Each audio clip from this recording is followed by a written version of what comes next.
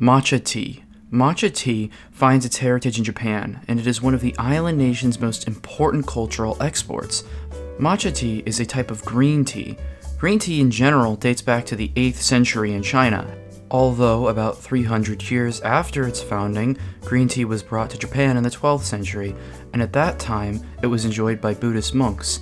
And one day, when a monk decided to powder the green tea for storage purposes, matcha was born. The matcha tea ceremony. The matcha tea ceremony is an integral part to matcha's place in Japanese history. While the matcha tea ceremony may find its roots in Japanese nobility, it carries many valuable lessons into the modern day.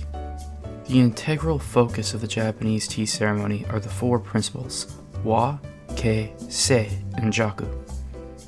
A typical Japanese matcha tea ceremony takes place in a bare tatami mat room with very few to any decorations. Typically, there will be no more than a scroll and potentially a flower arrangement. Since I've mentioned the four principles, I'd like to tell you a little about them. Wa, the first principle, represents harmony. This principle represents harmony towards oneself. Ke represents respect. Respect for the natural environment, respect for your host, and respect for objects and reverence to all things. Se, the third principle, represents purity. I find that this one is best represented at the matcha tea ceremony. This is because the host has to ceremoniously clean all of the utensils used in the ceremony, purifying them. The final principle, jaku, represents tranquility. It is no secret that by indulging in tea, one can be brought to tranquility, and I think that jaku represents the fun of the tea ceremony. The Japanese tea ceremony utilizes a number of symbolic tools, the first of that being the fukusa, which is a dry rag used for cleaning all of the dry utensils at the Japanese tea ceremony. In each ceremony, the natsume is the first thing to be cleaned. It is essentially the transport vessel for the matcha. Next to be cleaned is the chashaku. This is essentially a ladle used to retrieve the matcha from the natsume. The chachaku is perfectly designed for this task, as its long ladle-like design enables it to grab 2 perfectly sized scoops of matcha powder, which is what is required to make the tea. Typically, a matcha tea ceremony will include a kama, however, I do not possess one, so I'm using an iron gaddy. The kama is a hot pot cut into the ground and surrounded by fire-resistant materials used for steeping the water. The hishaku is essentially a ladle used to retrieve the hot water. It's important to note that your matcha water should not be boiling, as that'll ruin the flavor. The matcha bowl typically has a beautiful design, which is always supposed to be facing towards the guest to indicate your reverence towards them. However, my bowl does not have a design, so I'll have to improvise. This is a good point to talk about the reverence that is owed to everything inside the tea house while the ceremony is in session. All objects and people are treated as equal.